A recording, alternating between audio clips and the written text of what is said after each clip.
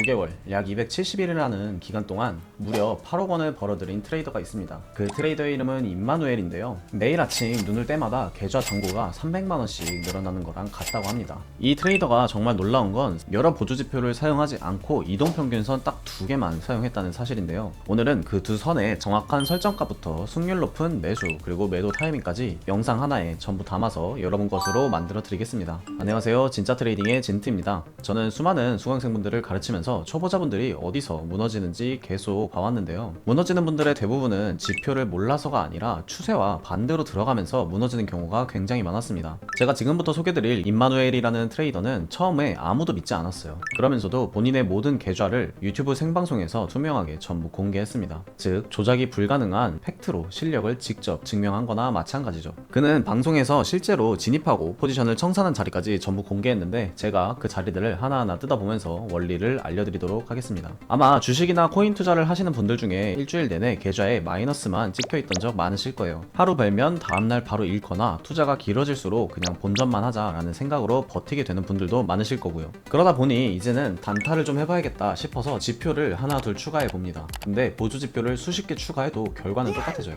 임마누엘의 차트에는 선이 딱 2개였습니다. 차이는 지표의 개수가 아니라 차트에서 추세를 읽어내는 기준이 있냐 없냐의 차이였던 거죠.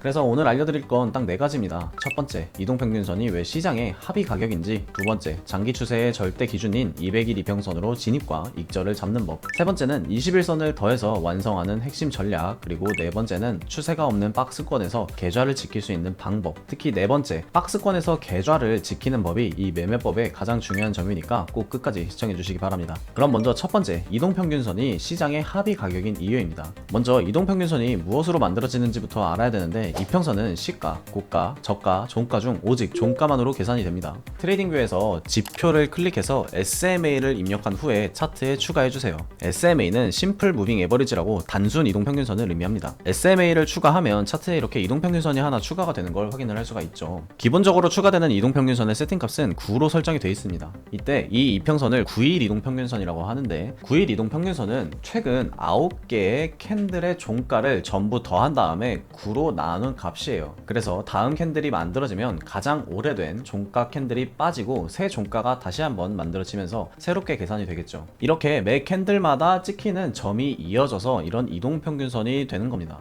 여기서 우리가 주의 깊게 생각해야 할 거는 종가는 아무 가격이 아니라는 거예요. 종가라는 건 이 캔들이 만들어지는 동안 수많은 매수자와 매도자가 치열하게 싸운 끝에 서로가 받아들이기로 합의한 최종 가격이라는 겁니다. 즉, 이 캔들이 만들어지는 장중의 흔들림은 전부 배제가 된다는 뜻이고 시장 참여자들의 판단만 누적된 최종 결과물이라는 거죠. 이건 투표랑 똑같아요. 장중의 위 또는 아래로 흔들린 가격은 투표를 하기 전에 진행한 사전조사 같은 거고, 종가는 최종 투표의 결과를 의미합니다. 시장의 진짜 판단을 보려면 결국 이 최종 결과를 봐야 한다는 뜻이죠. 자, 그럼 이 이동평균선을 차트에서 어떻게 사용을 할 수가 있냐? 가장 대표적인 거는 추세를 파악하는 데 활용할 수 있다는 겁니다. 차트를 보세요. 이동평균선이 위로 올라가고 있을 때는 주가는 지속적으로 상승하다가 이동평균선이 아래로 잠깐 꺾이면 주가는 하락하는 걸 확인을 할 수가 있어요. 골드 차트에서 앞에 하락 추세가 진행된 부분을 보면 이동평균선이 지속적으로 하락하는 걸 확인을 할 수가 있죠. 복잡한 지표 없이 이 이동평균선 딱 하나만 켜놓는다고 하더라도 시장이 지금 위를 향하는지 아래를 향하는지 명확하게 보인다는 뜻입니다.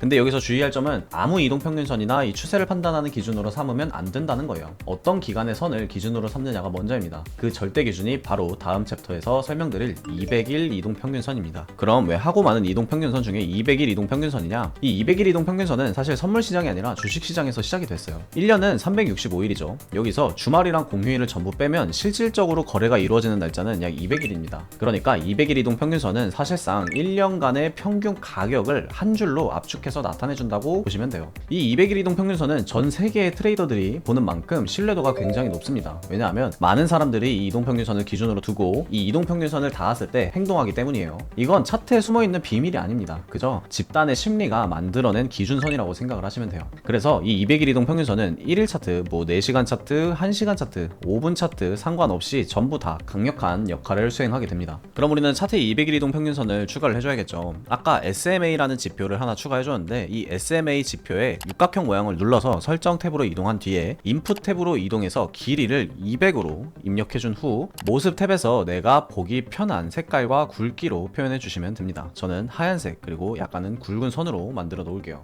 여기서 우리가 가져가야 할 원칙은 200일 이동 평균선이 상승하고 있고 가격이 위에 위치하고 있다면 이건 주가의 상승 추세가 진행이 되고 있다라고 판단하고 매수 관점으로 접근을 하는 겁니다. 반대로 200일 이동 평균선이 하락하고 있고 캔들이 200일 이동 평균선 아래에 위치하고 있으면 이건 하락 추세이며 숏 포지션 위주로 포지션을 진입할 거예요. 임마누엘이 270억이라는 돈을 벌면서 가장 철저하게 지켰던 원칙이 바로 이 원칙이라고 하니 얼마나 중요한지 여러분들도 충분히 느끼실 거라고 생각합니다. 다만 여기서 주의해야 할 점이 있어요. 200일 이동 평균선은 하락하고 있는데 캔들이 잠깐 이렇게 위에 올라오는 경우가 있어요. 이럴 때 보통 많은 개인 투자자들이 손실을 보는데 이건 단순히 캔들의 위치만 볼 게 아니라 200일 이동 평균선의 기울기를 반드시 봐야 합니다. 200일 이동 평균선은 캔들 200개가 모여서 만들어진 이동 평균선이죠. 근데 이 위에 올라와 있는 몇 개의 캔들만으로는 이 200일 이동 평균선의 힘을 이겨낼 수가 없어요. 그래서 내가 롱 포지션을 진입하고 있다면 200일 이동 평균선이 지속적으로 하락하다가 기울기가 완만해지면서 상승으로 돌아 나가는 시점, 바로 이 시점에 캔들이 200일 이동 평균선 위로 올라와 줬을 때 이때 매수하는 게 확률적으로 더 유리할 수 있습니다.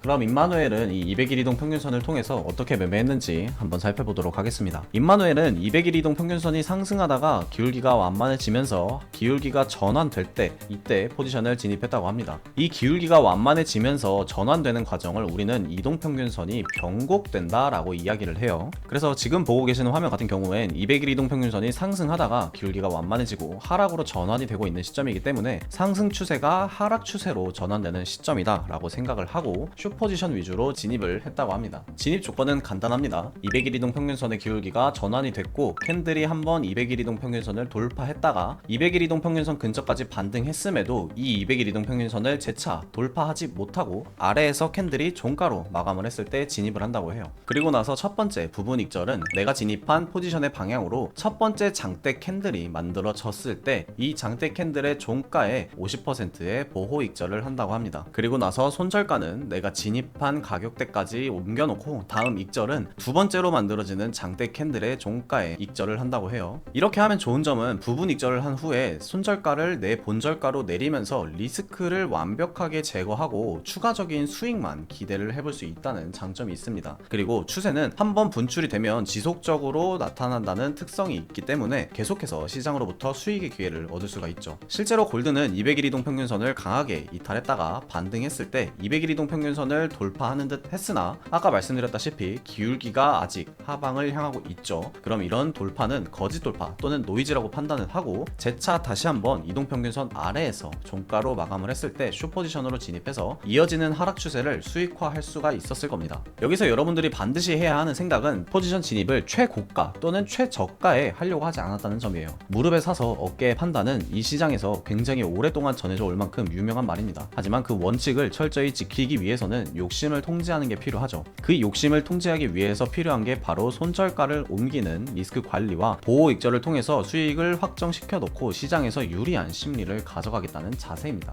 자, 다음으로 알려드릴 건 스퀴즈 플레이인데 이 스퀴즈 플레이를 알려드리기 전에 한 가지 부탁드릴 게 있습니다. 이런 추세 전환 자리들은 영상으로 정리해서 올리면 지나간 경우가 많아요. 그리고 영상으로 만드는데 시간이 좀 오래 걸립니다. 그래서 이런 실시간 관점은 텔레그램 채널에서 따로 공유해 드리고 있어요. 영상 더보기란이랑 고정 댓글에 링크 달아뒀으니까 관심 있으신 분들은 들어오셔서 보시면 되고 지금 시청하고 계신 영상이 도움이 되신다면 좋아요 한 번씩만 눌러주시면 감사하겠습니다. 그럼 다음으로 스퀴즈 플레이입니다. 임마누엘이 했던 스퀴즈 플레이는 하나의 이동 평균선을 차트에 추가해줘야 합니다. 200일 이동 평균선 하나만으로 큰 흐름은 정확히 잡을 수 있지만 추세 중간중간 발생하는 이런 조정들에서 진입이나 청산 계획을 세밀하게 세워서 대응하기는 어렵기 때문이에요. 그래서 우리는 트레이딩뷰에서 지표를 클릭해서 다시 한번 기술적 지표 탭에 SMA를 입력하고 하나의 심플 무빙 에버리지를 추가해 줄 겁니다. 그리고 이번에는 추가된 이동 평균선의 설정값을 20으로 설정해 주시면 되고 모습은 마찬가지로 내가 보기 편한 색깔로 설정을 해주시면 돼요. 저는 노란색의 두 번째 굵기로 설정하겠습니다. 설정하면 이렇게 차트에 총 2개의 이동 평균선이 추가된 걸 확인을 할 수가 있습니다. 그럼 이 이동 평균선을 어떻게 활용을 하느냐, 바로 이동평균선들끼리 수렴을 하는 과정에서 포지션을 진입하면 되는데요. 20일 이동평균선과 200일 이동평균선의 사이의 공간이 점점 좁아지면서 가까워지는 걸 우리는 이동평균선이 수렴하고 있다라고 표현을 합니다. 그리고 이 이동평균선이 수렴을 한다는 건 수렴의 끝에서 다시 한번 추세가 터져 나올 가능성이 높다는 걸 의미를 해요. 자, 아까 제가 200일 이동평균선은 장기 추세에 해당하는 이동평균선이라고 했죠. 그럼 당연히 매매의 전체적인 방향은 200일 이동평균선의 방향으로 잡는 게 좋습니다. 해당 구간을 예시로 설명을 드리면 200일 이동평균선이 상승하다가 기울기가 전환이 되고 캔들도 강하게 200일 이동평균선을 하방으로 돌파하면서 하락 추세가 진행될 것임을 암시했어요. 그리고 나서 20일 이동평균선은 강하게 하락했다가 200일 이동평균선 근처까지 올라오면서 200일 이동평균선과 수렴하는 걸 확인을 할 수 있죠. 그리고 200일 이동평균선과 20 이동평균선이 맞닿았을 때 수렴의 끝에서 다시 한번 주가는 강하게 하락하는 걸 확인을 할 수가 있습니다. 정리하면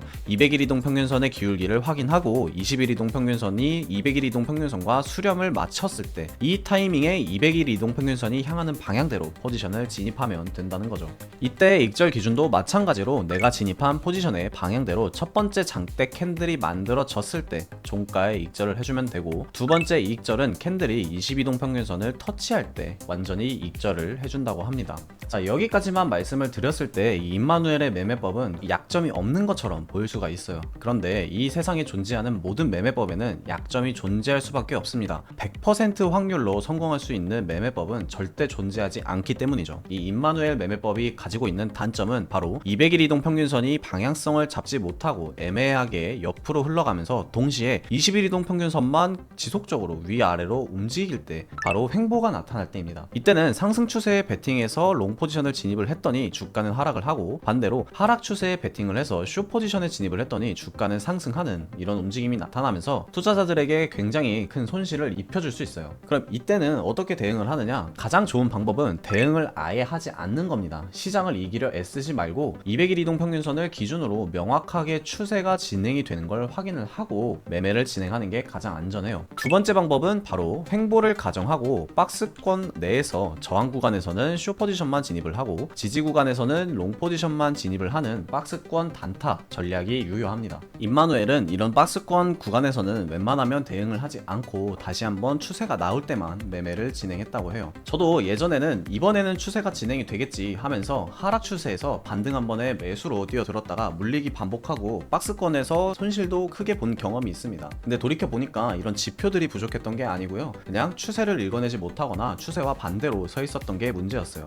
여러분도 추세 안에서만 추세의 방향대로 움직인다는 원칙을 무조건 칼같이 기계적으로 지키시기 바랍니다. 원칙은 지킬 때만 원칙이라는 점 명심하시기 바랍니다. 그럼 여기까지 오늘 핵심 다시 한번 정리해 드리겠습니다. 첫 번째, 이동평균선은 종가의 평균, 즉 시장에서 합의된 가격이다. 두 번째, 200일선을 기준으로 상승 기울기일 때 캔들이 위에 있다면 매수로 접근하고, 기울기가 아래로 향하고 있을 때 주가가 아래에 위치하고 있다면 매도 관점으로만 접근한다. 세 번째, 20일 이동평균선이 200일 이평선과 수렴했다가 추세 방향으로 재차 터질 때 진입하는 스퀴즈 플레이가 핵심 전략이다. 네 번째, 두 선이 나란히 움직이는 박스권에서는 매매를 쉬는 게 가장 유리하고, 접근할 거면 가장 유리한 구간에서 박스권 단타로만 진행한다. 그런데 솔직히 이 네 가지 내용은 영상 하나로 담기에는 좀 한계가 있습니다. 내가 차트를 봤을 때 지금이 이평선이 수렴하는 구간인지 아니면 지금 상승 추세가 진짜 추세인지 확인하는 게 어렵기 때문이에요. 결국 이런 것들은 옆에서 같이 알려드리는 게 가장 확실하게 이해할 수 있는 길입니다. 또한 박스권 횡보가 진행된다고 해도 어떤 저점이 이탈될지, 그리고 어떤 구간이 정말 강한 저항 구간일지는 결국에는 매물대와 구조물을 봐야만 알 수가 있어요. 그래서 저희 진짜 트레이딩은 오프라인 세미나를 통해서 차트 세팅과 거래소 세팅, 그리고 이런 매물대들을 파악할 수 있는 차트 실전 교육까지 현업 트레이더가 도와드리고 있습니다. 단 무료로 진행하고 오프라인으로 진행하는 만큼 선착순으로 진행하고 있다 보니 빠르게 마감되고 있어요. 관심 있으신 분들은 영상 더보기란과 고정 링크 참고하셔서 지금 바로 신청하시기 바랍니다. 오늘도 끝까지 시청해주셔서 감사드리며, 오늘 영상 도움이 되셨다면 구독과 좋아요, 알림 설정 한 번씩만 부탁드립니다. 저는 다음 영상에서 더욱 도움되는 내용으로 찾아뵙겠습니다. 지금까지 진짜 트레이딩 진트였습니다. 감사합니다.